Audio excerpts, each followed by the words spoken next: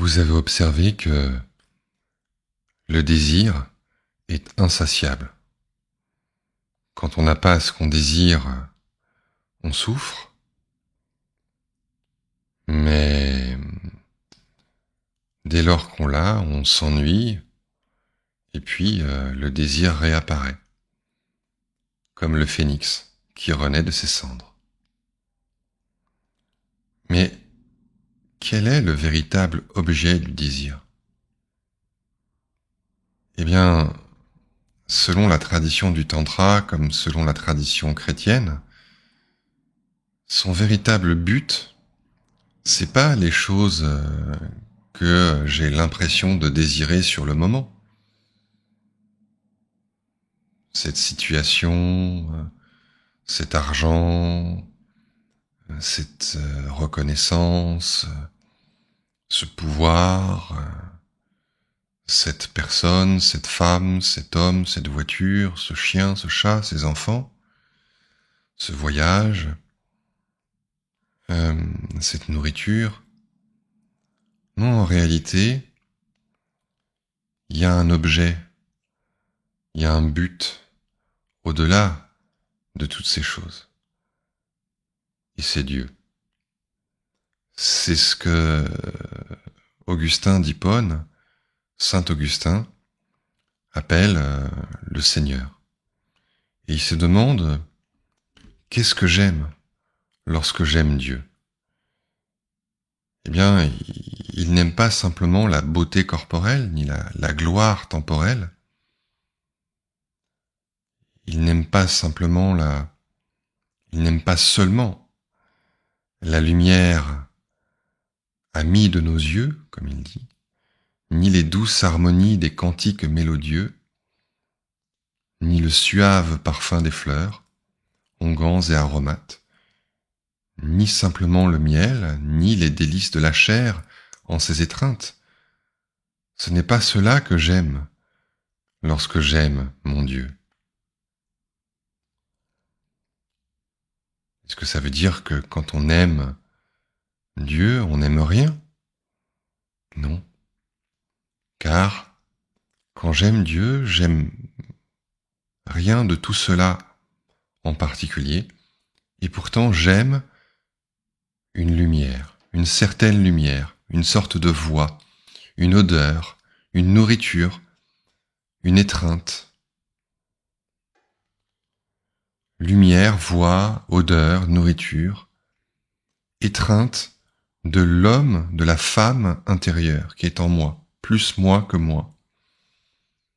C'est là que brille sur mon âme ce qu'aucun espace ne peut contenir. C'est là que résonne ce qu'aucun temps ne peut arrêter. C'est là que répand son odeur ce qu'aucun vent ne peut disperser. C'est là que se donne à savourer ce qu'aucune fringale ne peut atténuer. Et c'est là que se fait désirer ce qu'aucune satiété ne peut diminuer. Donc vous voyez, ça n'exclut pas le corps, la lumière, les sons, les formes, les odeurs, les parfums, les saveurs. Ça n'exclut rien. Seulement, c'est infiniment plus. Cela dépasse, cela transcende, cela embrasse, cela comprend tous ces objets. Et c'est pourquoi un hymne composé au Cachemire en sanskrit, quelques siècles après saint Augustin, dit ceci: cette félicité de l'union avec le divin, avec Dieu, n'est pas comme l'ivresse du vin ou celle des richesses, ni même semblable à l'union avec la bien-aimée. Non. L'apparition de la lumière consciente n'est pas comme un faisceau de lumière que répand une lampe, le soleil ou la lune. On parle d'illumination, mais ça n'est pas une lumière qui frappe les yeux. Quand on se libère des différenciations accumulées, des fragmentations, des déchirures, des blessures accumulées, l'état de bonheur est une allégresse, comparable à la mise à terre d'un fardeau. C'est l'apparition, la venue au jour, au plein jour, de la lumière avec un L majuscule.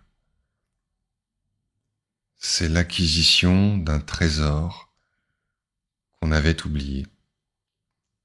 C'est le domaine de l'universelle non-dualité. Le domaine de l'unité, de l'harmonie, de la réconciliation. Donc notre véritable but, au-delà de tout ce que nous pouvons désirer dans la matière, c'est une lumière qui n'est pas de ce monde, mais qui crée ce monde. Une lumière vivante. C'est pas une abstraction, ça n'est pas une chose. Ce n'est pas une chose parmi les choses. C'est la source des choses. C'est ce par quoi il y a des choses. C'est ça le véritable but du désir. Et cela, comme dit Augustin, ne se trouve pas à l'extérieur, ne se trouve pas dans le monde. Le but du monde ne se trouve pas dans le monde. Cette saveur, ce parfum qui est l'amour, seul l'homme intérieur, la femme intérieure, qui est moi à l'intérieur de moi, selon la belle formule d'Augustin, peut le goûter, le sentir, le voir. Seul l'œil intérieur peut voir cette lumière. Et en vérité, comme dira plus tard Maître Eckhart, non seulement je ne peux voir que dans cette lumière, mais seule cette lumière peut se voir elle-même. Et c'est là que nous atteignons les limites du langage. Car dans l'expérience, la dualité cesse ici. La lumière que je regarde devient la lumière par laquelle je regarde, devient la lumière que je suis. La lumière n'est plus un objet, c'est la lumière qui voit la lumière, qui se reconnaît, qui se désire elle-même, qui s'élance vers elle-même. C'est l'amour. Voilà pourquoi les désirs de ce monde ne cessent jamais, tant que cette lumière, cet infini, n'a pas commencé à se reconnaître en moi.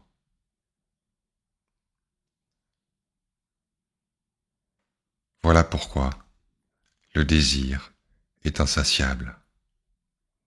C'est le signe d'un destin divin.